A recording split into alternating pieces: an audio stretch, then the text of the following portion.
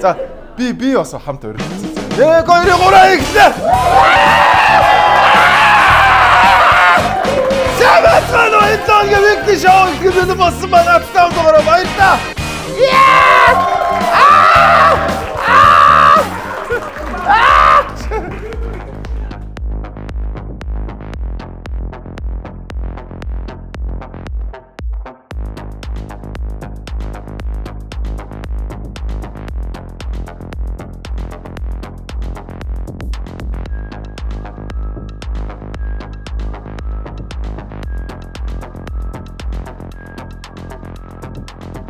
In Mongolia.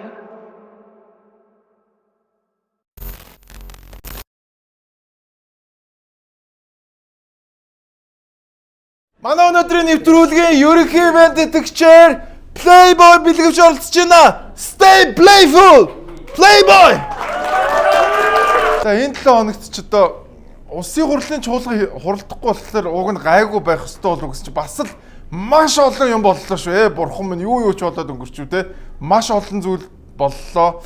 За нөгөө нэг хэлийн ойролцоо байсан газар мазрыг авчлаа гэж боо юм боллоо. За дээрээс нь 60% одоо та нар минь ав мав гэж бас одоо уул уурхайн компаниудын захирлуудтай уулзлаа. За дээрээс нь нэг жоох хүүхд найз охиноо зодож нүдэл одоо бас бөө юм боллоо.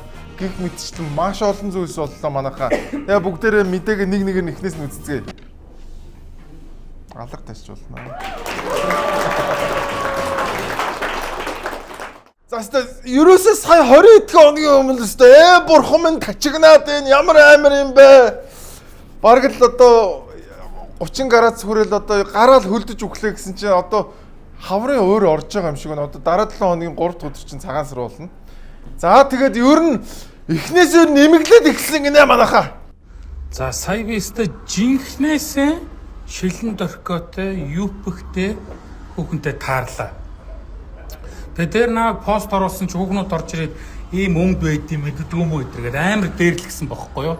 Гэхдээ сая тэгээ би хаширсан үн чинь сая юу гэж алдаа гаргах вэ? Бүр өөрөөс нь асуулаа л да. Тэ? Гэхдээ шилэн дөркөө юм уу гэж. Тэ ингэж юпхтэй. Яг баттай. Наа харсан хүүхэн байлээ. Тэр бас охны танил манил хүүхэн байсан байхаа та. Би бол одоо тэгж бодож байна. Баттай юм дээр таарсан шүү. Бүр баталгаажуулж авсан. Үнэхээр шилэн дөркөтэй явж байна. Манай залуучууд нэрээс айгүй хөлн үдтэй байгаас ингээл шилэн дөркөтэй тий. За тэгээ ямар ч үсэн хүмүүс сайхан хувцаа нэмэглээд эхэлсэн байх шүү манайхаа. Тэгээд залуучуудаа тэгтээ бас хавар айгүй хэцүү шттэ. Яг ингээ нэг энэ шилэн дөркөтэй юу гүү юу гэд ингээд харлаа уртлын машина түс шаадаг шттэ манайхаа. Болгоомжтой байхгүй л одоо энэ манай найзалдаа энэ саяны хүн болвол эхнэр мэхнэртэй алуулах одоо за одоо гайгүй байхаа зүгээр л шилэн дэрхөө шалгасан байгаа шүү манайхаа. Өөр ямар ч зориг байгаагүй. Олны танил хүн байсан бэ таньдаг хүүхэн ч гэсэн тий. За тэгээд дулаар чинь хавар болж байгаа юм байна. Уран цаг ирж байна. Тэгээд баярлалаа.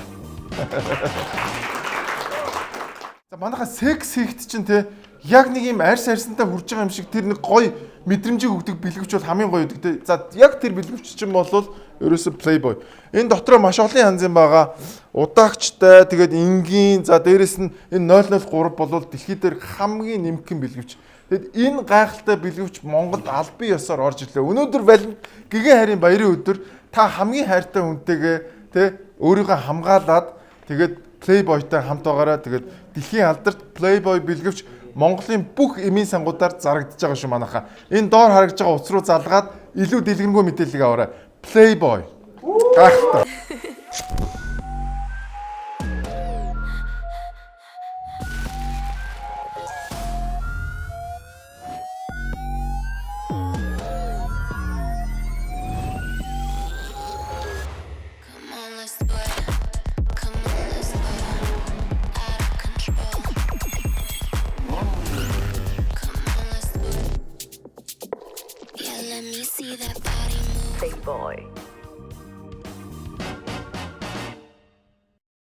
Өнгөрсөн 7 хоногийн төгсгөлөөр одоо цагаан сар болж байгаа юм чинь хөдөө гадаанаас айраг цагаа авчирж байгаа, ааруул зарж байгаа 9 шүтэл хүмүүс байгаа.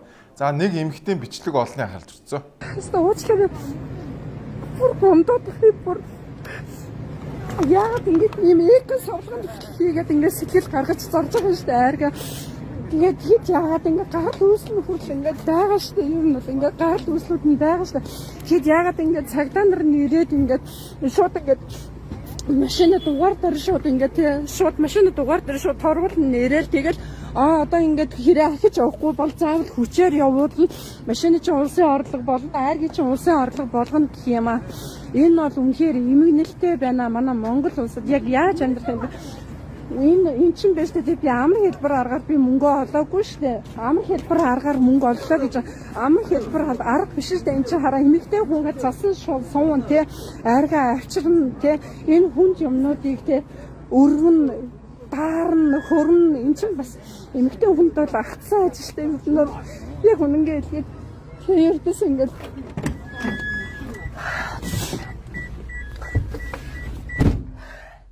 тэгэнгүүт ердөөсөө ингээд хараа шууд ингээд цагдаа нар нэр манай энэ хавийнханд ямар шаамаагүй дэлгөөрүүд нь ингээд дуудлага өгөн тэнгүүд хурчрэл бид нарыг торгодог яг хийм юм байж болдго юм уу?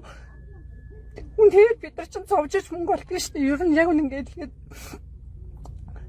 за уучлаа. Хөөрхөн амтай. Өстө нэр идэхтэй амар сэтгэл гаргаж хийсэн биз дээ те бүр ингээд ийм эко савлгаанд игээд тэг гарал үүслэн гэдгсэн чинь харин канонтцсан байна. Гэтэ яах вэ? Ер нь яг гарал үүсгэхлээр нэг юм бас нэг юм бичиг тамга мамгатай байд юм шиг л. Гэтэ яад. Тэгэхээр өөрөө угаасаа үр хангаа хүн ингээл зогсчихл байгаа юм шиг тэгэл үр хангаагаас л ирсэн байж таарна шүү дээ тийм. Гэхдээ тэгээд уг нь ингээд хүмүүс ингээд дураараа бизнес хийх энэ боломжийг нэг л өгчмөр байна. Одоо бид нар чи өвөл болгон ингээл урагшаага одоо Вьетнам, Тайланд явдаг ингээд гудамжаар нэг л юм зарж идэг шүү дээ. Тэ ингээд шорлогоо хөөгээд бүр гудамжиндаа коктейл хийж мэдсэн тэ нэг тэрэгэн дээр нэг юм залуу ингээд коктейл үгүй энэ одоо архины тусгай зөвшөөрөл байхгүй бах та гэхээр энийг welcome sir тэ sex on the beach гэж байгаа капн кап соди кап тэ ингээд байж идэг. Тэгээ Монголд л болохоор тэгээд ийм амар эрсдэс хүүтэн ураа амьсгал дотор эмхтэй хүн ингээд өөрхий портрон дээр айргаа ачаад ирж байгаа уг нь заруулчихгүй дээ. За тэгээд тайлбар хийсэн байна. Дүүрэг бол ерөөсөн нээлттэй зөвлөгөө нөгөөд явуулдаг. Тэгээд аль тухайн одоо иргэний одоо явуулж байгаа үйлчлэгээ манай одоо яг аль үзэсгэлэн худалдаан дээр тааш тохирохоор байна. Тэрийг нь тухайн үед нь ярилцаад ингээд шийдвэрлээд өгдөг. Тэрнээс одоо олон бичиг баримт шаардаад юм. За та нэг юм аваад эсвэл одоо ингэж удаан хугацаанд хүлээж байдаг. Тиймэрхүү одоо удаан хүлээлгдэг юм бол байхгүй. За ингээд ер нь ийм бэл яг ингээд хөргий нэг ийм үзэсгэлэн худалдаа зохион байгуул тэгээд тэр нэг асрууд нь ядж байгаа үнэтэй юм бэлээ. За тэрийг төлж чадах ч хүн байна, чадахгүй ч хүн байна. Төллөө гэхэд ч одоо тэр нь яг нөгөө айргных нь мөнгөнд хүрдэг ч юм уу, гүү ч юм уу тий. Бас нэлээд өндөр төлбөртэй байдаг сураг байлаа шүү. Тэгэхээр манайха хүмүүс яах вэ тэгэл би л өөрөө л муу чанартай маа бол би л хордож шүү. Би өөрийнхөө аймнаас эрүүл мэндэд санаа зовчвол яасан юм бэ тийм үстэй. Тэгэд хүмүүсийг дураар нь ингээд юм заруулаач. Энэ хөгжиж яваа орнуудад болвол тэгээ хаасайгүй л одоо ерөөсөө ингээд гудамжинд юм зараад байж идэм байлээ шүү. Тэгээд хэдүүлээ хэрвээ эдийн засгаа өсгий энэ хүмүүсээ ядуурлаас аврыг гэж бодож байгаа бол тэ нийт монголчуудын 3/1 нь ядуурлалтай байгаа гэдэг шүү дээ. Энэ хүмүүс ядуурлаас гаргах ёстой болвол энэ хүмүүс юм зарж дураараа мөнгө олж иж одоо бид нар ядуурлаас гарна шүү дээ. Тэгээд энэ хүмүүсийгээ бити ингээд хайрч хазаад байл та манайхаа. За энэ 7 хоногийн бас нэгэн анхаарал татсан үйл явдал бол цэцэг бямба яг солонгосын хил дээрээс хөөгдөх гэсэн сураг байна. Маш олон хүмүүс тэгэж бодсон. Болж муу хулгаач. Яадги бямбаг бол хөөх ёстой шүү дээ гэж бодсон. Тэгээ ийм хүмүүс яаж монгол хүмүүсийн эрх ашиг хамгаалж дуурах юм бэ? Гадны улс орнд. Гомдолтой байна. Гомдолтой байна. Яг монгол хүнийг яаж ингэж харьцаж байгаа? Би бол яг гэл устай болохоор ороод ирдэм байж. Бусад хүмүүсийг яг ингэж байгаа. Яг над чиг би бүр хүүхдтэйгээ байхад. 4 настай хүүхдээ хажуудаа чирээ явж байхад чинь миний хүүхдээс айжчихгүй ингэж амар орилж байгаа юм чинь. Энэ хүмүүс хөгшин настай хүн, өвдцөн, хор тавдартай, 9 журийн асуудалтай байгаа бүх монголчуудаа яг ингэж харьцаж байгаа. Тэгээ би өөрт нь хэлсэн. Okay, we are surrounded by CCTV. Тэгээд би ингэ cameras байгаа юм чинь. Би чамаг investigation journalist би чамаг энэ бүх юмнууд чинь би харуулнаа. Би тэнд бичлэг хийх боломжгүй байсан. Гэтэ тэнд бол 24/7 камерын бичлэгтэй очи. Камерын бичлэгийн доор чи яг энэ үйлдэлийг хүний эрхийг зөрчсөн үйлдэлийг чи гаргасан шүү. Би энийг гаргах болно чи харж байгаарай гэж би хэлээд гарч ирсэн. За тэгээд одоо өргөдөл гаргаад тэрийг Facebook мөнгө дээр тавьсан. Ер нь бол энэ асуудал нэлээд дээр үеэс л яригдсан. Монголчуудыг ингээд буцаагаад энэ өдр гэдэг юм яригдсан. Тэгээд яг хөлийн шалган дээр байсан хүнтэй л нэг хүүхэнтэй л хэрэлдсэн юм шиг байна тий. Ингээд би бол хэл устаа гээл тий. Тэгсэн чинь нөгөөх нь орилсон гинэ. This is Korean passport. Do you have it? No! Тэгээд нөгөө Солонгос улсын иргэн хүн чинь тэнцэнэ амар шүү дээ. За тэгээ энэ асуудалтай холбоотой нөгөө Баццэг сайд тайлбар хийсэн. Одоо нэг улсын нуул ёсын даг гэж байдаг шүү дээ. Тэгээ хүн улс оронд гадны улс оронд очиж тэр улсын дүрмээр л амьдрын шүү дээ. Тэгэд одоо тэндээ Монголд байгаа юм шиг хэрүүл хийж агаад бүх юм дийлээ болчихно гэдэг ийм ойлголт ерөөсөй байж болохгүй. Энэ улс орны нэр хүнд Монгол хүн өөрөө хариуцлагатай байх хэрэгтэй. Бид нэр хөгжиж байгаа ямар сайхан ард түмэн бэлээ. Бид нар бас энийг ухамсартай, соёлтой айлд сурах хэрэгтэй. Дээрээс нь зорилгоо зөв тодорхойлох хэрэгтэй. Очоо буудлынхаа хаягийг мэдэхгүй. За тэгээд одоо дансанд байгаа үлдэгдэл мөнгөө мэдэхгүй, хэн тосч байгааг нь мэдэгдэхгүй. Одоо тэр мэдүүлэг дээр бие завхтай мэдүүлсэн мэдээлэл нь очихороо өөр юм ярьдаг. Тэрийгээ сольждог. За тэгээд тэнд байгаа хууль бусаар амьдарч байгаа хүмүүсийн гэр орны хаягийг заагаад өгчдөг. Энэ зөрчлүүд маш их тодорхой байдаг. Тэгэхээр буруутныг айлын талаас шин чи харилцаа ганцхан иргэдийн асуудал биш шүү дээ. Маш олон чиглэлийн улс төрийн эдийн засгийн, нийгэм, соёлын бүхий л боловсролын ингээм хамтын ажиллагаа бүхий л чиглэлээр хөгжиж байгаа. Тэнд ажиллах, амьдрах таатай орчин байна. Тийм учраас тийшээ хүмүүс тэмүүлж байна. Өнөөдөр хамгийн олон Монгол иргэд Солонгост байна. 60 гаруй мянга болсон байна. Тэрний 20 мянган иргэн нь оюутан байна. Хууль ёсоор амьдарч байгаа оюутнууд байна. Тэднэрт маш таатай нөхцөлийг бүрдүүлж өгч байна. Манай хууль бус иргэдийг бас зөрчил гаргахгүй бол тэрийн болгоод барьж авчиж буцаагаад идвэ шүү дээ. Ажил хийж байгаа хууль ёсоор амьдарч байгаа маш олон иргэд байна. Холимог гэр бүлүүдч байна. За энэ дээр би бол одоо бусад улс орнуудтай харьцуулахад монголчуудад бол харьцангуй сайн ханддаг гэж. Яа, сайд нь ингэж ярьсан байна. За юу яачи? Би бол ингэж цэцгийгч түр хоош нь тавиад баццгийгч хоош нь тавьчих. Хоёр цэцгийг хоёуланг нь хажуу тийшээ тавиад байгаа зэ. Тэгээ ер нь яад юм бэ гэд. Ер нь дэлхийн хаач хил дээр бол ер нь л хэцүү л байдаг. Тэр ч маа одоо Америк явж ирсэн бол Америкийн хил бол бүр амар шүү дээ. Ер нь бол хагас зэрэгчлсэн байдалтай. Ерөөсөө ингээл Америк руу явж байгаа транзит онгоцны буудлаас ахуулаад янз бүр болгодог тий. За тэгээд дээрэс нь бас Монголын хэл ч гэсэн ялгаа байхгүй. Хэрвээ Монголын хэлээр орж байгаа бол тий асуудалтай хүн байвал тэр хүнийг буцаадаг. Жишээлбэл өнгөрсөн онд Монголын хэлээр орох гээд орж чадаагүй 1200 гадныхан байгаа. Энэ дотор маш олон солонгосчууд байгаа. Яг ингээд орж явахад нүдэн дээр ингээд 3-4 солонгосчууд буцаж ирсэн. Би бол зөндөл ажилласан. Тэгэхээр ялгаа байхгүй. Хаа газрын хэл ялгаа байхгүй. Ягаад гэвэл тэр хүмүүс чинь улс орныхоо хэл дээр хэлийг хамгаалж байгаа, протект хийж байгаа хүмүүс шүү дээ. Тэгэхээр энийг бид нар бас хүндэтгэлтэй харьцмаар юм шүү. Дээрээс нь солонгосын хувьд онцгой юм байна. Манай монголчуудын хамгийн олон хараар ажиллаж байгаа хүмүүс солонгост байгаа. Яалтчгүй бид нар өөрсдөө хашраацсан. Яг үннийг. Тэгэхээр чи нөгөө хүмүүс чинь бас ороод харалцгүй барьчихгүй тэгэл нөгөө хүний чинь хойноос хөөцөлтнө гэдэг чинь амар том зардал шүү дээ. Тийм учраас биднэрт нэг ингэж хандаад байна. Тэгэхээр ер нь хаана те Монголын засгийн газар ч бас хүмүүсээ бодъё. Дээрэс нь иргэд маань өөрсдөө бас хариуцлагатай аялжийя. Тэгээ ер нь зөвхөн солонгос биш.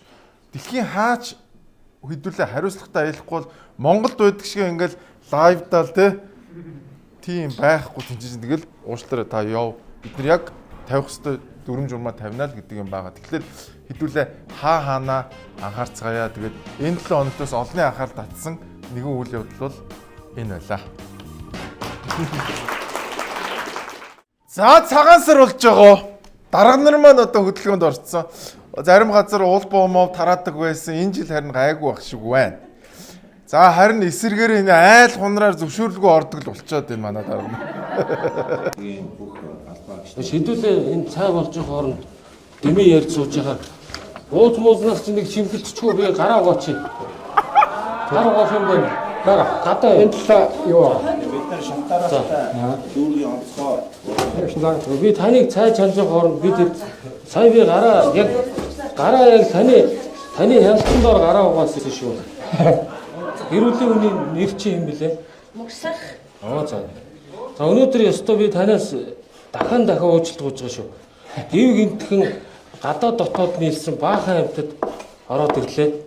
Тэгээд одоо яг энэ үеэр шавхаа тэрэ би одоо тэгээ тэрэндээ бандсандаа мах цахнаас чинь таталцъя гээд яаж штт. За цаа болцоо. Энэ цаа үжээ болоод. Өө болцсон уу? Бууз тавьчихлаа дараа. Оо тийм үү? Тий цайг таны урд тавьчихсан. Оо зөв. Наадтаар бол хоол цай маш хурдан болдог шүү дээ.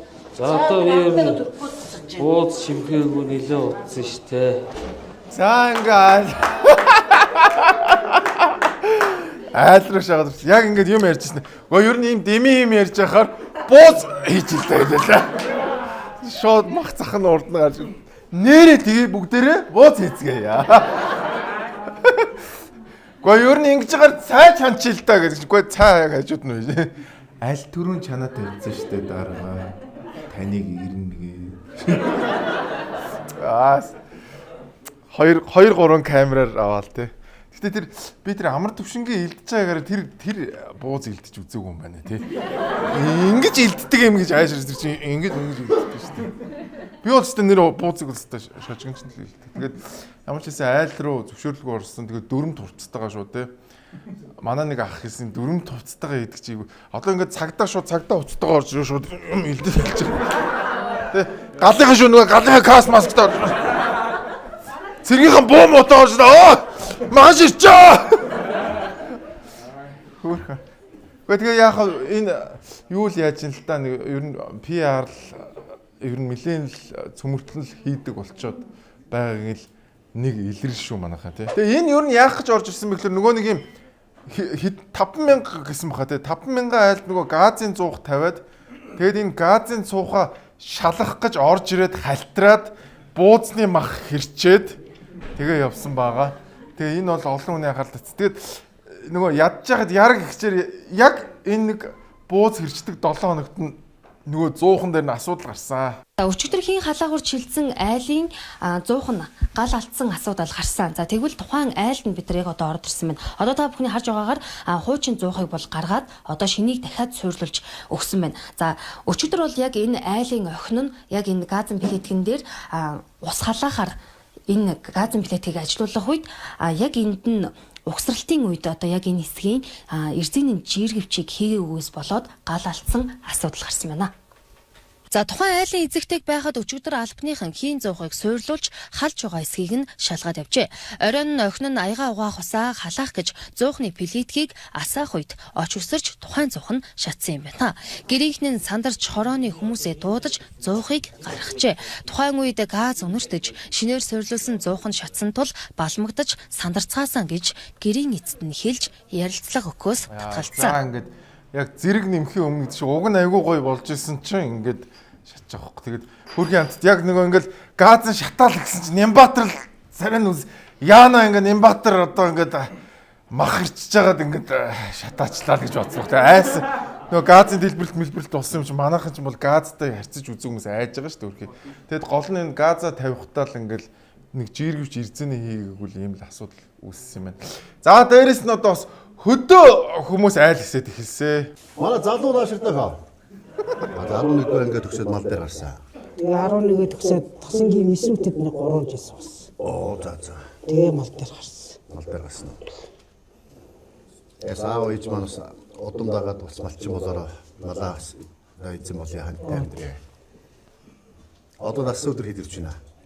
Одоо 30 урж. 30 урж байна. Гэрүүл. Байхгүй. Яг гэрүүлтэй болохгүй нэ. Болохгүй. Болохгүй. Одоо нутагт үе охтууд хэд байна бүсгүүчүүд? Одоо манай нэг байхгүй. Байхгүй юу? Энэ аваад ханиулгууд гэрүүл болгоо суучих хэрэг охтууд энэ бүсгүүчүүд байхгүй болсон уу? Байхгүй. Байхгүй. Телевиз сумын баян гаргийн залуучууд сайн сууж байна. Харин одоо нутгийн залуучуудад хэлж байгаад барбар эсрэг харах гэж. Хэдүүлээд одоо их нэртэй болох төлөө хийх. Болох уу? Нэг чи төлөвлөгөө хийж явуулах шүү заяа. Йоо. Гэхдээ яг энэ бол Монголд бол ингээд болоод байна шүү дээ тий. Яг гадны оронд яг ингээд төрийн тэргүүн ингээд хүний хувийн амьдрал руу оролцсон бол эн чинь бүр амар юу энэ чинь амар private юм штэй энэ чинь те гэдэг ингэхээс. Тэгэхээр манайхан нэг юм хөгжилтэй юм хийгээд идэг болчиход байна те. Тэгээ хөөрхийн амт нэг мөө заллаг суулгаж байгаа нэг нь барьж яал айл ахуй амьдралд ороод бууз нэрөөсөө гараа угаасан гараа угаасан штэ та гэж байгаа юуг нь ирчихээ нэг хүн орж ирэл хүний амьдрал ахуйг заагаад ихнэр мэгнэртэй болно шүү.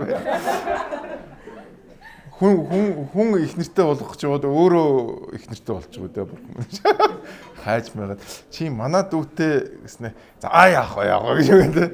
За тэгээ ямар ч ийсэн цагаан сар болж гин манайхан бол ингээд айл хэсээд амтэн хүний амьдрал ахууд ямар ч ийсэн тус нэмэр болоод байл гэж бодоод байгаа шүү. Тэгэхээр эн чинь цаагаараа оролцоод байгаа л хэлбэр шүү дээ тий. Нэг юм болж байна. За дээрэс нь цагаан сараар Улаанбаатар хотоос ямар зохицуулт хийж байгаа талаар нийслэлийн иргэдийн төлөөлөгчдийн хурлын дарга Баяр хэллээ. За өнөөдөр төрийн өмчөд ерөнхий боловсролын сургууль, төрийн өмчөд цэцэрлэгүүд өнөөдөр хуралдаж байгаа. Цагаан сарын үеэр сургууль амарна. Энэ үеэр боломжтой талбайнуудаа бүгдийг иргэддээ нээж өгч байгаа. Хашаага бид нээж өгч байгаа. Цаашлаад нийслэл Улаанбаатар хотын харьяа нийслэлийн өмчөд байгууллагууд боломжтой талбайгаа цагаан сарын үеэр иргэддээ нээлттэй онгойлгож байгаа. Урт цагааны хойдлын хэсэг дээр одоо доошоо 100 автомашины зогсоол барьж ашиглалтанд оруулсан. За 3 сард ашиглалтанд орохоор одоо төлөвлөж ирсэн боловч өнөөдрөөс нээхээр бас ажиллаж байгаа. Энэ бол иргэддээ барьж байгаа төрийн одоо ажлыг бид нар хурагшлуулж, хурдлуулж энэ менежментийг бас бид нар бий болгож өгснөөрөө иргэдэд бас нэг 100 хүн ч гэсэн бас машина тавиад уур бохимдлохгүйгээр цагаан хэмнээд бас нэг ороо золгоотой хийх энэ боломжийг бас олгож өгч байгаа. Одоо бол ерөөсөө төр бол бид ийм нээлттэй энэ байдлаа бол цаашид хадгалж ажиллах чиглэлээр ажилланаа. За, ер нь бол тэгээд штэ Улаанбаатар хотоос барьж байгаа бидний бэлэг бол зогсоол юм байгаа шүү. Ямар гоё. Гэтэ та нар ажигласан уугүй юу? Энэ Баяр энэ Нямбатар хоёр сүүлийн үед ер нь нэг юм хамт гарахаа болчиход байгаа. Нэр тэгэл нэг нь ингээл ягаал муусчаал нөгөөх нь дангаараа шийдвэр мэдэр гаргаал энэ хоёр нэг юутай байгаа шүү. Нэг л эвгүй байгаа шүү манайхаа энэ юу болох гээд юм те. За тэгээ ямар ч байсан энэ 7 хоногт Улаанбаатар хотод болон хөдөө гадаа дарга нар маань цагаан сард зориулаад нэг иймэрхүү юм болсон байна. Дэлхийн алдарт Stolichny брэнд Монголд албан ёсны эрхтэйгээр орж ирсэн байна.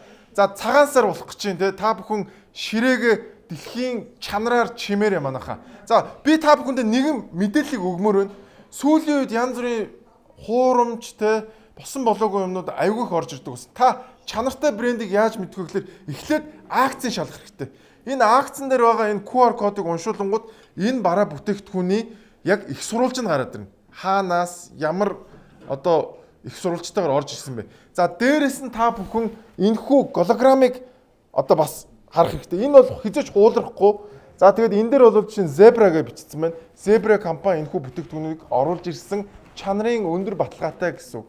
Тэгэхээр та бүхэн чанарын өндөр баталгаатай дэлхийн чанарыг цагаан сараар бие биендээ бэлгэлээрээ дээрэс нь цагаан сараар ширээгээ чимээрээ Stolichny дэлхийн чанар цагаан сараар танаа ширээн дээр байх болно. Баярлалаа. Энэ 7 хоногт одоо стратегийн ордууд болон зарим нэг ордуудын одоо ордуудыг ажилуулдаг хувийн хвшлийнхэн одоо засгийн газрынхантай уулзсан. Үндсэн хуулийг амжилуулж газрын эвлийн байгалийн өгөөжийн дийлэнх нь ард түмэнд ноогдно гэсэн зарчмыг бодитоор хэрэгжүүлэхээр ухаан удаг нарийн сухад баруун наран ачууд ихт компанитай урьдчилсан хилэлцээрт гарын үсэг зурлаа. Хилэлцээрийн гол агуулга эргэн бүрт байгалийн баялагын 60 хүртэлх хувийг олгоно, уг орлогыг үндэсний баялагын санд хуримтлуулж ирээдүйд хүний хөгжил, эрүүл мэнд, орон сууцны урьдчилгаанд зориулах санхүүгийн тогтвортой их усүрийг бий болгож байгаа юм а. За ингээд 60% төр дүгнөө. Гэхдээ энэ юу юм шиг вэ? Марчныхаа юм шиг байгаа шүү. Миний ойлгосноор марчныхаа 60%-ийг л ерөөсө төрд ингээд өгнө л гэдэг л санаа юм шиг байгаа. Би бол тэгж болсон. За тэгээ од жиргэл захирал юу гэж ярьсныг сонссон. Уул уурхайг тойрсон устарч бол одоо сүүлийн олон жил одоо хэрэг сэтгэлээ шүү дээ. Тэгэхээр бид нар эдийн засаг ард иргэд бүгдөө одоо боломжийн орлого цалинтай амьдрмаар байдаг. Энд чинь хаанаас орох юм гэхээр энэ том татвар төлөх ахиухан экспорт хийж иж тэрнийг дагсан одоо өгөөж нь улсын төсөв дахиух орж иж цалин тэтгэмж ахиухан ногдөг юм одоо дүрмтэй шүү дээ. Тэгэхээр яг энэ улс төржиж энэ одоо уулахыг тойрсон энэ хэрүүлийг бид бас цэг тавья гэж бодсон юм. За ингээд өгөөжийн 60% болвол ийшээ явнаа, төрлөө явнаа л гэдэг юм ярьж байна. За дээрэс нөгөө ачид их компани захирал цагаан гоё гэж ярьсан сонс. Одоо харьцуулж хэлээ л дээ. Жишээлх юм бол оюу толгой дээр төр 34%-ыг эзэмшээд тэгээ өнгөрсөн одоо 10 гаруй жилд бол нэг төгрөгийн ч ногдол ашиг аваагүй. Манай тохиолдол гэх юм бол Орос Монголын хамтарсан үйлдвэрийн удирдлага нь бид нар хувьцаа эзэмшихгүй 2% одоо тусгай төлбөр авна гэд өнгөрсөн хугацаанд бол ингээд 40 тэрбумын одоо төлбөр авсан. Тэгэхээр аль нь ашигтай байна уу тийм ээ? Хэрвээ одоо оюу толгой Эрдэнэт манай хоёрын хэлбэрээр ингэ тохирсон бол улсууд бол бараг тэрбум орчим доллар орох боломжтой байсан. Тэгэхээр одоо манайхтай тэр тохиролцсон одоо хувь ашиг ногдлон ашиг авдаггүй хувьтай байснаас одоо тусгай амнаа төлбөр авсан дээр гэдгийг бол Монгол улс бол асар өндөр үнцээр ойлгосон. Тэгээ одоо ч гэсэн ингээд энэ авсан хувьцаагаа тусгай амнаат руу хөрвүүлэхээр ингэж ярьж байгаа. Энийг бол улсын хурал дээр шийднэ. Хуулийн дээр ш тийм залттай. За би бол ихэндээ ингээд хараад энэ ингээд юу энэ компанийнхаа 60% ингээд өгчөж байгаа юм биш үстэй гэсэн чи тийм биш юм шиг байна. Одоо энэ цагаангой ярианаас сонсоход тий төр хувь эзэмшихгүй тэгтээ нөгөө одоо өгөөжийнх нь гэдэг юм уу тий 60% нь бол төр давна гэдэг. За яг одоо тэгээд байж болох юм. Тэгтэл одоо төрлөө ингэж мөнгө хөрөмтлүүлэх одоо ямар шаардлага байна л гэж би зүгээр дотроо бодож байна. За тэгээд энэ 60%-ыг одоо юунд зарцуулах юм бэ гэдэг талаар бямб цогт ирсэн. За хуримтлалын саналуу иргэн болгонд нэрийн данс нээсэн байгаа. Орон сууц, боловсрол, эрүүл мэндэд зарцуулаараа гэд 2030 оноос зарцуулах хийнэ жихөр хуримтлалын сан үүсгэсэн. Өвөнд одоо өнөөдөр иргэн болгонд 175 сая төгрөг байгаа. Энэ их усанд юу байна гэхээр зөвхөн төрийн эмчит компани буюу одоо Эрдэнэс 5 толгой, Эрдэнэс 2 компани ногдол ашигын 34% орж байгаа. Энэ 2007 онд стратегийн ач холбогдлохын 15 ордын жагсаалтын Монгол улсын хурал баталсан. Энэ улсын төсвийн хөрөнгөөр хайгуул хийсэн стратеги ордуудын 34-с 50% төр үнэгүй эзэмших ёстой гэсэн хууль баталсан. 2007 оноос хойш өдөрт хүртэл 20 жилийн хугацаанд энэ стратеги ордуудын 34-с 50% авах асуудлыг олон жил ярьсан боловч одоо бас бодитод ажил хэрэг болохгүй өдий хүрсэн. Тийм болохоор одоо энэ стратеги орд эзэмшиж байгаа хувийн хвшил аж ахуйн нэгжтэй хэлцэл хий. За ингээд 2030 онд л одоо энэ нөгөө баялагын сангийнхаа мөнгөнд хүрч болно. За өнөөдөр чинь бид нар чинь та нар юугаар орж үзсэн үү? Ийм Монгол нэг 100 хэдэн мянган төгрөг багш үлээ тий. 178 мянга байсан уу? Тий. Тэр мөнгө л одоо 2030 он гэтэл одоо аривжаал тэгэл 2030 онд тэр мөнгөө аваад үрж болох юм шиг байгаа. Энэ баялагын сангийн концепц ерөөсөө уг нь биш шүү манайхаа. Тэгээ одоо манайх ингээ өөрсдийнхөө тайлбарлаад нэг юм балаан юм хийгээд байгаа. Уг нь эн чинь ингээд нөгөө галлаан төвчнөөс сэргийлэх гэж л энэ баялагын сан байдаг болохоос иргэдтэй ижлэгэн тэнцүү хувааж тараах гэж ерөөсөө байдаггүй байхгүй. Тэгээ ерөөсөө ингээд бүх телевизээр тэгж яриад л иргэдтэй эх орныхоо баялагийг ижил тэнцүү хуваахын тулд л гэдэг юм яриад. Уг нь энэ чинь концепц шал өөр юм багтал одоо яваад байгаа. Тэгээ одоо мэдхгүй одоо 2030 онд одоо тэр болтол ойлгоосоо гэж бодож байна. За тэгээ хүмүүсээс энэ талаар нь асуусан. Хүмүүс ч уг нь гордлоготой байсан өөрхий. Дахид сонгуул сонгогдох гээд байна даа. Үгүй юу тий? Тийм сонгуулийн дараа л 30 он. 30 онд 28 онд дахиад сонгороо л гэсэн үг байна. Би бол зүгээр яг одоо нэрийн дасан цугларч байгаа мөнгийг 27 оны 1 сараас эхлээд юу яана. Одоо орон сууц байр авахтаа зарцуулж болно гэдэг ийм гэж ойлгоод явж ирсэн байхгүй яа. Гэтэл өчигдөр 30 он өдрөг ярьчих шиг боллээ. Тэг бодоход одоо ингээд улс орон хэцүү болоо хойшлуулад байгаа мó. Гэхдээ ер нь бол энэ улс төрчид худлаад ярмааргүй байна. Үдггүй. Би бол бүгд итгэдэггүй шүү дээ. Хулгтуулж хандсан байлгүй та. Миний хувьд л итгэхгүй л байна. Арай л эргэн бүрд 2 эзэн сая эргэн бүрд 10 сая төгрөг. Манайх чинь 3 сая эргэнтэй. Тэгээ 3 саяг 10 сая өргөжүүлэхээр хичнээн их тоо гарах бай тээ. Тэгээ тэр их тоо чинь санаанд багтахгүй байна. Энэ арай худлаа. Шалт юм шүү дээ. Яагаад? Худлаа шүү дээ. Одоо тэгэл бүтдэг байсан бол одоо хангалттай байхаар байлаа шүү дээ. Юу нэг засгийн газарт итгэлтэй юм байхгүй болох шүү. Хэлсэн ярьсан юм болгоно. Одоо өнөөдөр тэр бям цагт хэлж штэ 2030 онд 10 сая төгрөгтэй болно гэд. Энэ яагаад ингэ ард түмнээр толддог вэ ойлгохгүй. Тэгээ одоо харж л ээж. Бас цаана заяач харж л байлгээд байгаа. Бас нэг юм өгчихөө лөө гэдээ бас нэг гуйнд дарга нар маань одоо 60% ингэ дээшээ. Уг нь бол шүү дээ манайхаа эн чинь ер нь шүү дээ зөвхөн байгалийн баялагтай оронч биш. Одоо экспортын орлого маш их хэмжээгээр орж ирдэг валют ордог орнууд ч гэсэн яг ийм баялагын сан шиг юм сан байдсан билээ. Тэр нь яагаад байдгүй гэхээр дотоодынхоо зах зээлийг гаднаас орж байгаа валютаас хамгаалахын тулд тийм сан байгуулдаг байхгүй да уг нь. Манайхан болохоор шал утгагүй мөр ингээд иргэн болгондоо хувааж өгнө гэж нэг юм балан юм яриад хэрвээ тэх юм бол дахиад нөгөө эдийн засгаа сүрүүлээд юу гачин болно шүү дээ. Тэр нэг ийм яриад нэг юм популизм яриад ингээд яваад. За тэгээд яг ингээд нэг мөнгө төгрөгөө авна төрлөө ингээд нэг нийт баялагын одоо юу гэлээ ашиг гэсэн үү юу гэсэн бэ сая? Тий. Баялагын өгөөжийнхөө 60%-ийг очно гэд ярьж явах зур Монгол улс авилгалын индексээр ямар улсныг бүгд харцгаа. Энэ 7 хоногт Transparency International-ийн авилгалын индекс гарсан байна. Тэгээ бүгдээрээ үзцгээе. За 2022 онд Монгол улс авилгын индексээр хамгийн доод түвшинд очлоо. За сүүлийн 5 жилд авилгын индексээр 180 улсаас 110-аас 121-р байруудад ирэмблэгдэж байсан. За харин 2024 онд 4 байраар урагшилсан бол 2025 онд 10 улсын хойно дахин бичигдэж хурлаа. Йоо! Алга дэжтэй. Ийм юм байна манайхаа. Энэ 31 оноо гэдэг бол дарангуултай газруудад 31 оноо авдсан байна. Тэгээд бүхэл бүтэн 10 байр ухарна гэдэг бол энэ бол маш том уналт واخхой. Тэгээ манайхаа одоо нөгөө юм ярих бах. Үгүй эн чин төсөөллийн индекс гэж нэг юм ярих бах. Sorry, эн чин зөвхөн төсөөллөөс гадна зөвхөн иргэдээс санал авахаас гадна бусад улс их орны статистик нөгөө ардчлалын үзүүлэлт энэ юмнууд төр чин бас одоо юу судалгааны арга зүй нь орж байгаа шүү дээ. Зөвхөн иргэдээс авж байгаа санал ерөөсөө орохгүй маш олон юм орж байгаа. Тэгээ Монголд болвол одоо ингээд юу н авилгалаараа дарангуултай орнуудын шиг ийм хүнд байдалд орчлоо. Тэгээ та нар одоо бодорой. Энд чинь ингээд төр дэх мөнгө цуглараад идэг. Энд чинь авилгалтай болоод идэг. Тэгээ яг яа гэдэг байгаа тий. Тэр их цугларж байгаа мөнгө чинь тэгэл буцаал авилгал руу л орж. Нөгөө өгөөжийн хувийг л одоо ингээд төрлөө татаад байгаа шүү дээ. Энд чинь өөрөө асуудал нь дахиад эн чинь өөр авилгал болно л гэсэн үг шүү дээ манайхаа. Тэрийг бүгдээр маш сайн ойлгоорой. За тэгээд ер нь авилгал эдийн засгийн хөгжил хоёр ямар байдагтай холбоотойгоор бас мэдээ авсан байна. Авилга буурахын хэрээр ард түмний амьдрал дэвшилдэг байна. За үүнийгч батлах хэд хэдэн судалгаа бий.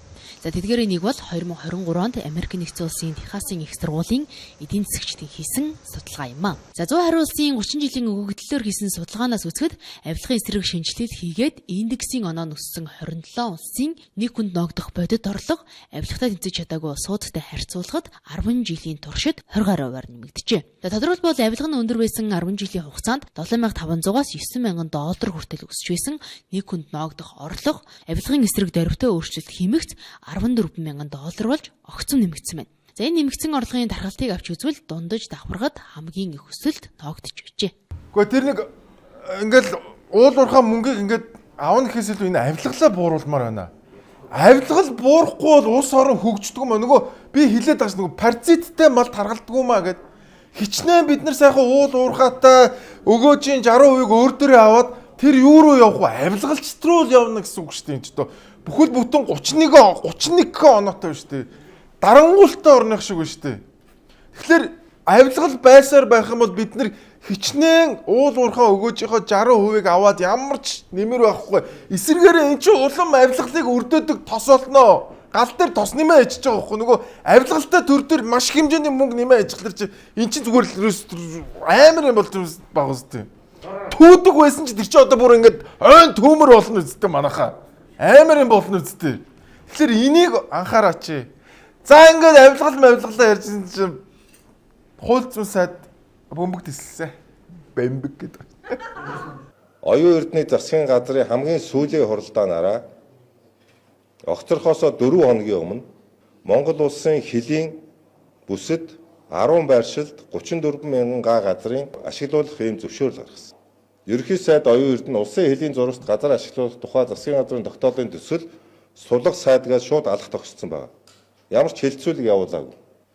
За нийтдээ хилийн хууль зөрчөөд хилийн зурстаа давхцуулж олгосон ашигт малтмалын тусгай зөвшөөрлийн зураглалыг та бүхэн харж байна. Нийтдээ 54 зөвшөөрлийг хууль тогтоом зөрчиж зөвшөөрөл олгосон байна. Ингэж Монгол улсын нутаг дэвсгэрийн бүрэн бүтэн байдал үндэсний аюулгүй байдалд хор хохирол учруулахуйц шийдвэрүүдийг гаргасан байна. Улсынхаа хэлийг зарж эдсэн байна. Одоо ийм мөртлөө л ингээл төрлөө мөнгө төвлөрүүлээд байгаа байхгүй. Тэгээ би бас нэг их хоёр дарагч одоо бараг 7 хоног болгол ингээл авилгалын хэрэг мэрэг факт ярих. Тэгээд одоо хүмүүс сүултээ бүр ингээд дүжих маягтай болж байгаа. Ингээд их хоёр нь ингээл энэ ч ингээд авилгалтай байна, тэнцээш нүүрсний хэрэг энэ ч яачлаа гэл ингээд яриалах юм бараг хичнээн жилээр шоронд орж байгаа хариуцлага тооцоолж байгаа нэгч байдгүй. Бүр сүултээ хүн амны хэрэг хүртэл ярьсан шүү дээ. Та нар нэг ийм үлгэр мэдгүй нөгөө ингээд чон ирлээ гэл ингээд худлаахасаа орлол нэг хүүхд тэгээ хүмүүсийг бүр хашраагаад сүултээ яг жинхэнэ чон ирсэн чи хүмүүс тоохоо үлдсэн байдаг шүү дээ. Яг тэрэн шиг одоо ингээд 7 хоног болгол ингээд гэмт хэргийн талаар ярих юм. Тэгээд яг энтэй холбоотой хариуцлага тооцож байгаа юм уу гэхээр байхгүй. Нөгөө хүмүүс нь хүүхд мөгдтэй нөгөө цүнх мөнхөө өгөөл сайхан гадаад дотоодоор аялал яваалах юм тий. Гайхмаар. За дээрэс нь дахиад сонгуулийн үеэр одоо энэ авилгал чи яаж анх үүсдэг вэ? Энэ авилгалч чи яаж энэ төрлөө гардаг вэ гэхээр сонгуулиар гарч ирж байгаа шүү дээ. Сонгуулиар гарч ирэхдээ иргэдэг авилгалддаг. За энэ талаар бүр бичлэг явуулаа. Монгол Ордын ном сүүлийн 12 жил тасралтгүй засаглахад үе үеийнхэн засгийн газар авилгатай тэмцэнэ гэж авилгатай тэмцэх жил хэмээн байнга зарлаж ирсэн. Гэтэл тэдний энэ бодлого хөрсөн дээр буусангүй. Харин ч бүр Монгол Ардын намыг ирэх барьсан энэ хугацаанд авилга алдан тушаалын гэмт хэрэг гарсан байна. За тухайлбал Ардчилсан намын 4.1 хэвлэлийн баг хурлын үеэр Ардчилсан намын гишүүн Ариун болд Монгол Ардын намаа сонгуулиар хэрхэн иргэдийн саналыг худалдаж авч болдог тухай баримтыг дэлгэлээ. Ийм баримт байсаар байтал уг хэргийг шүүх хуулийн байгууллага ногт шийдэхгүй байгаа гинэ. За галзээ тэгээд үлдсэн хүмүүсээ ерөөсөө чод 100 мянган төгрөг өгье гэж чод цоглол. Өөрсөнд чинь бол тэртээ тэргүү цалингиш нэмж өгөн заяа. 100 мянган төгрөг нэмж өгөн. Дахиад үлдсэн байгаа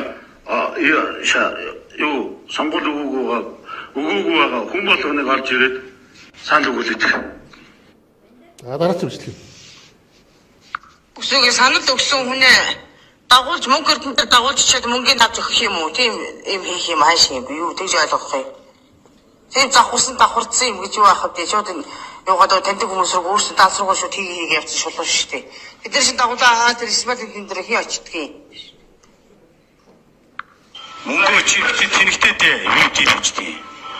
Яг өвчөлгөө батлагыг харж иж явахгүй шууд хуураа гардаг юм шүү дээ мэдэрл юм яриад. За бүр энэ яалаа аимшигтай.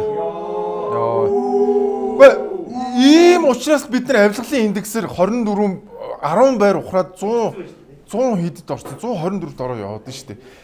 Ингээд бүр шатанда боддог 100 мянга штэ энэ ч ямар амар юм бэ те. Санал өгсөн хүн болгон 100 мянгаыг өгнө гэдэг чинь энэ мөнгөө яах юм гараад нөгөө нэг баялагын сангаа тонжил авна штэ энэ хүмүүс. Нөгөө нэг баахан мөнгө төвлөрсөн байгаа газар л тоно штэ.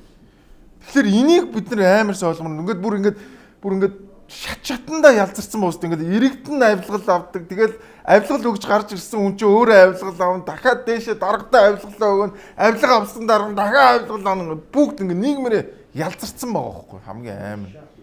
Аим шиг те. Энэ бол үнэхээр аим шиг. Тэгээд одоо би та бүхнээс нэг л юм гуймаар байна те. Энд чи ингээд нэг амар их баялагын сангад мөнгө төвлөрүүлээд тах. А нөгөө талд нь ийм амар их идэж уухын дон шүглэлсэн хүмүүсийг худалдаж авч гарч ирдэг ийм амар их улс төрчид байна. Тэгээ яг ямар логик байгаа юм бэ энэ чи? Тэр их мөнгө цугларч байгаа энэ чи авилгалчт байгаа ингээд тэгээд энэ чи авилгалын индекс нь өсөд байгаа. Энд яг ямар логик вэ? Би бол зүгээр ингээд авилгалын индексний юм байна. Энд ч ийм хулгайч нар байна. Энд ч ийм их мөнгө байна. Энэ бол маш энгийн ойлгомжтой. Энд цугларсан энэ их мөнгө ийшээ явна л бийж биднэрт ирэхгүй. Ярихтаа их гоё ярина. Ард түмэнд энэ их орныхоо хишгийг хүртэнэ гэж ярина. Тэгж яриад 60% авангуудаа эцэстээ нөгөө нэг 100 мянган төгрөгөөр худалдаж авах мөнгө л хийн энэ хүмүүс. Тэгэхээр ер нь яг ингээд логик нь ингэж харагдаж байгаа үстэй манайхаа. Тэгээ энийг одоо бид нар ингээд алгадчихад дэмжиж сууна гэж чи өөр утгагүй байхгүй. Хэрвээ авилгалгүй орн байсан бол баярлалтай өстой гоё те.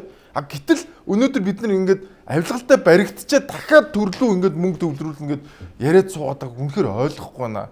Яг санаа сайхан байж магадгүй л дээ. Тэгээд бүгдээрээ бодцоо идэг хүмүүсээ. Ингээл яриад л идэг хинч шоронд ордгоо тэгсэн мөртөө авилгалын индексээр бүр ингээд уналт хийгээд тэгээд маш их мөнгөтэй баахан авилгалч тэгээд энэ хинд ашигтай юм бэ? Sky компани цагаан сарын урамшууллаа зарласан байна. Энэ бол Хэмэр дэлдсэн Монгол гэд урамшууллаа. Энэ яадаг юм бэ гэхээр энэ жил дэлхийн хөл бөмбөгийн аварга Америкт болно. 2 хүн дэлхийн хөл бөмбөгийн аварга руу явах эрхтэй болох нь. Дээрээс нь манайхаа ингэ болоогүй. Дээрээс нь 7 хоног болгон iPhone 17 Max-ийн эзэн болох боломжтой. Хэрхэн болох вэ гэхээр та бүхэн 11,000, 14,000, 21,000 төгрөгийн дижитал картаар дансаа цэнгэлснээр 7 хоног болгон та бүхэн iPhone 17 Pro Max-ийн эзэн болох боломжтой юм шүү. Skytel-ийн Facebook пэйж хуудасаар 7 хоног болгон одоо iPhone 17-гийн эзнийг тодруулж байгаа. За тэгээд 2 хүн энэ жил дэлхийн хөл бөмбөгийн аваргыг энэхүү урамшууллаар тэ явж үзэх тэр эрхийг авах юм байна. Skytel-ийн цагаан сарын урамшуулал Хэмэр дэлдсэн Монгол эхэлсэн байна шүү манайхаа. Цагаан сарын минь дүүргийн Skytel компани баярлалаа. Босно. Мөнх тэнгэрийн доор Хэмэр бадрах заяатай. Мөрд орчлонг дэнслэх урд хүчний нүргэнтэй. Монгол бүхийн бэр хуурын ихшигт өнгөлөөстэй. Мөнхөд дуурсах түүх бидний зүрхэнд сийлэстэй. Хэмэр дэлдсэн Монгол галмар жилийн сар шинийн урамшуулал.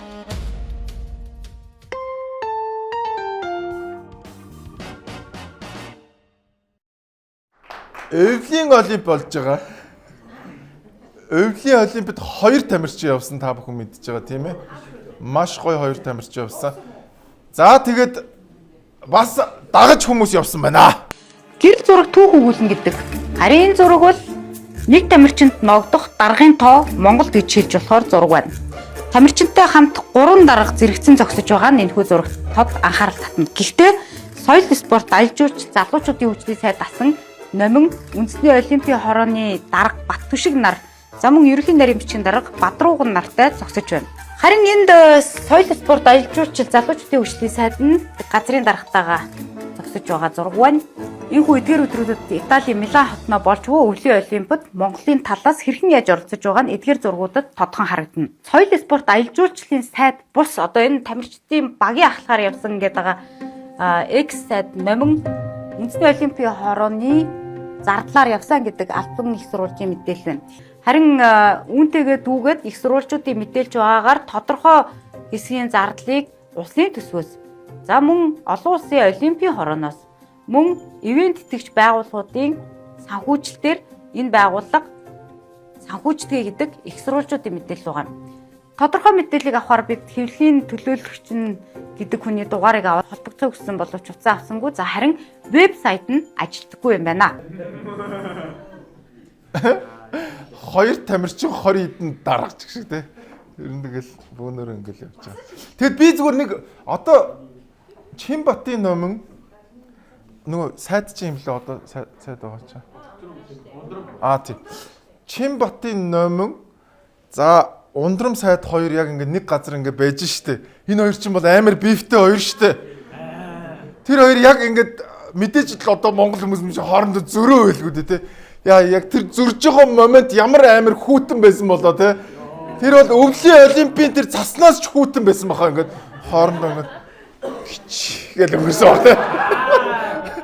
Яа. Гэхдээ уг нь Номин сайд ч уг нь баян айлын хөөхд нэг мө хоёрын хооронд ингээд нэг олон нийтийн мөнгөөр ингээд яваад идэг нь одоо яадаг юм бол. Гэхдээ яг одоо соёл спортын сайд нь одоо явдаг юм байна. Тэр улсын хурлын гишүүд одоо тийч ямар хацаа хийж байгаа юм бэ тийм үстэй. Тийм. Гэхдээ нэг ийм хоёрын хооронд юм өвлөн зан гаргахад одоо манайхан болчмоор байгаа тий.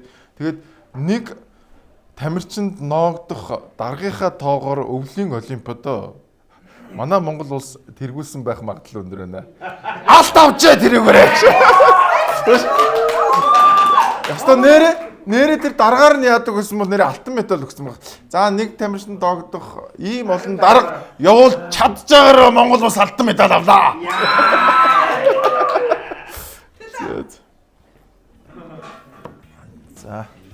За манай гурав бол бас нэлээ чангараад байна шүү манайхаа.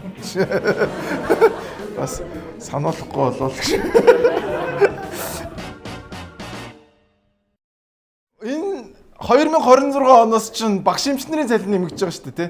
За яг бодит амьдрал дээр багш нарын яг ямар байгааг бүгд харъя. Багш нарын цалинд өөрчлөлт оруулахдаа сургууль цэцэрлэгийн бусад ажилтнуудын цалинг мөн 50% нэмэгдүүлэхээр зохицуулсан.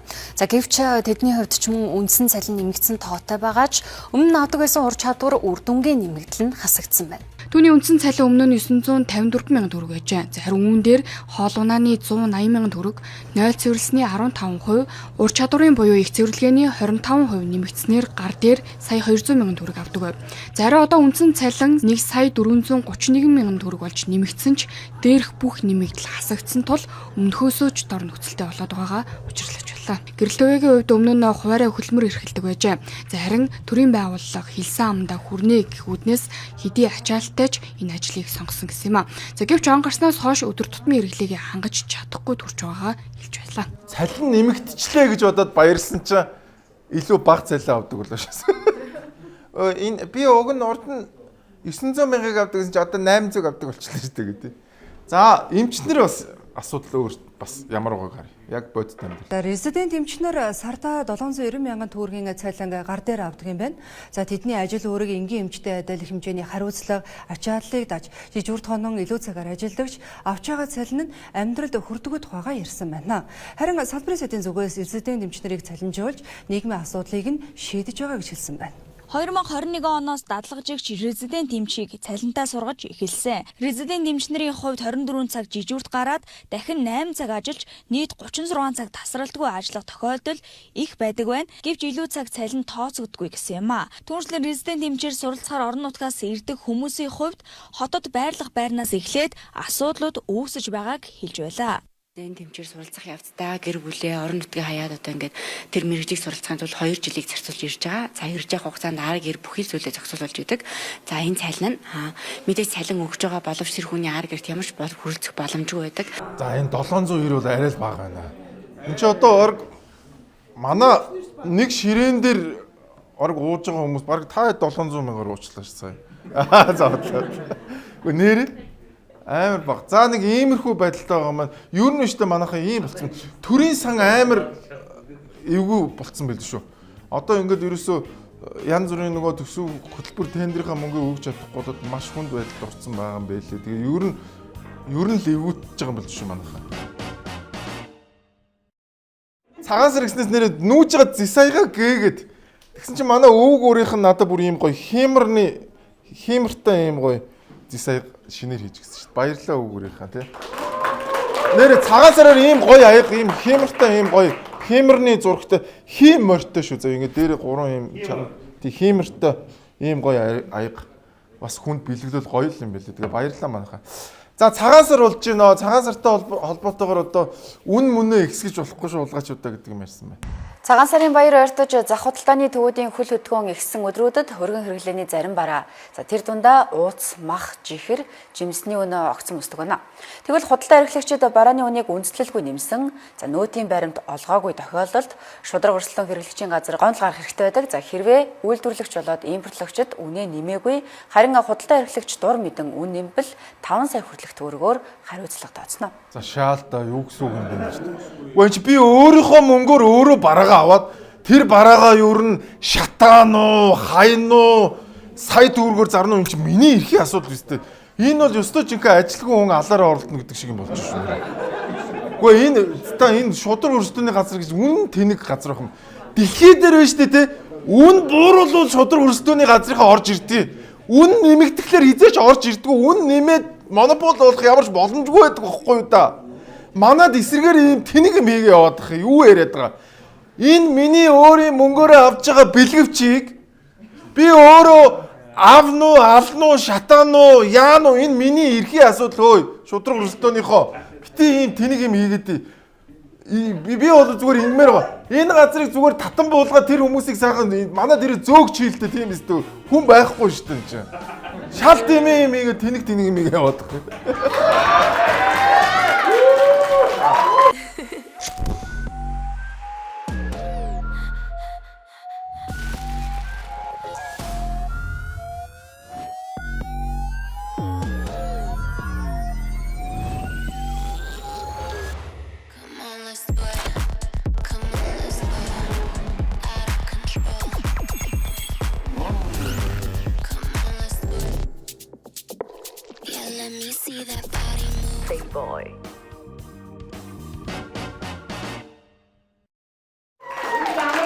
За ингээд энэ 7 хоногийн гэгээлэг мэдээ эхлэхэд илүү болсон байна манайхаа.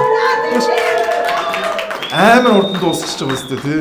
Мангар урдан дуусч байгаа. За тэгээ гэгээлэг мэдээ үзчихье. Манай өвгөн чинь бас л хөдөөнийх л та тэгэл цуус мус хийлцэж өгч байгаа л тэгэл анх танилцал. Манай ээж болохоор ер нь одоо хөдөө өмхгүй юу. Тэгээд аав ер нь хөдөөн. Тэгээд ээжийг ер нь одоо ээжтэй та тэгээд ээжийг хөдөө аваад хөдөөний юм болсон байгаа юм аа. Юу хайр мэрэ то.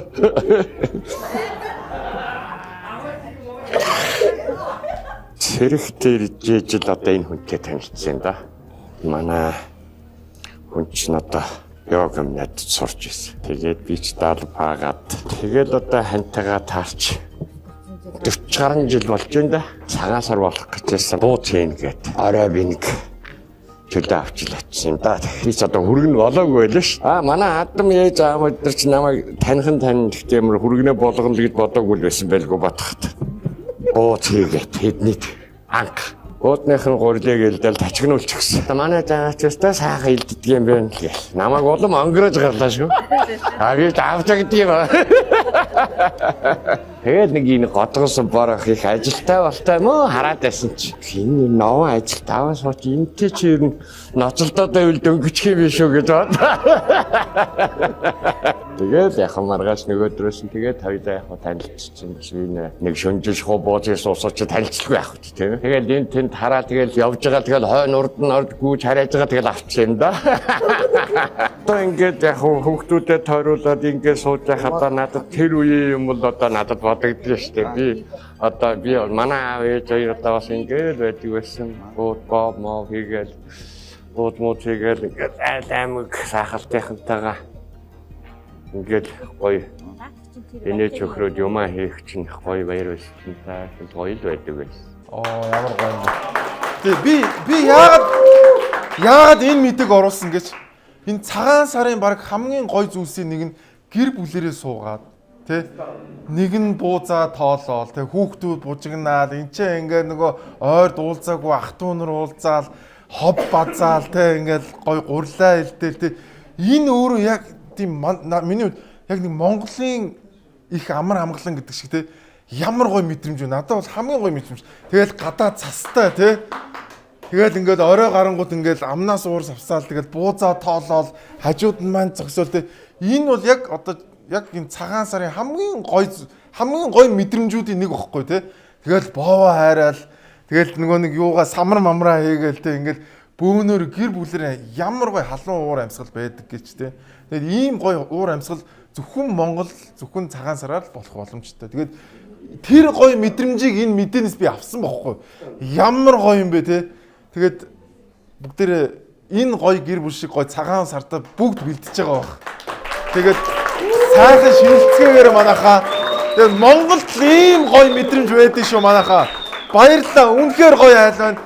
Бүгдээрээ сайхан шинэлцгээгээр монголчуудаа. Эх 7 хоног цагаан сар штэ. Гоё золгон.